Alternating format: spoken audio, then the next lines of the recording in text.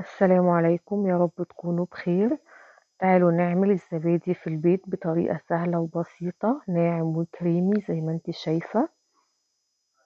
عندي هنا كيلو من اللبن ده انا غليته وسبته في التلاجة لتاني يوم عشان اشيل القشطة من عليه.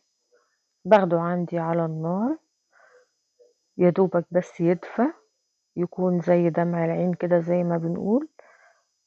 تمام، بالشكل ده. عندي هنا علبة زبادي، بفضيها عندي في الطبق واقلبها كويس لحد لما تكون ناعمة خالص. تمام، بالشكل ده. باخد شوية من اللبن ما يكونش سخن، اللبن يكون دافي، لان اللبن لو سخن هيموت معايا الخميرة اللي في الزبادي. تمام، بقلبهم كويس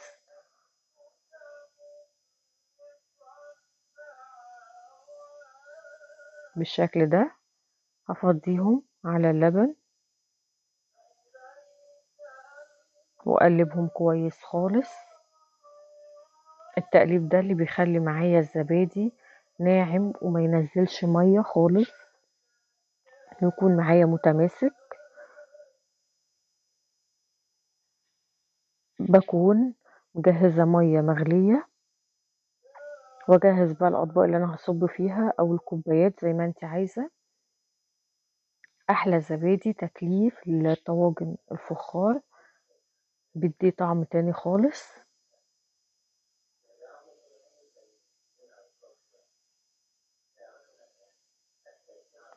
تمام، عندي بقى المية المغلية بفضيها لنص الطواجن. تمام، بالشكل ده.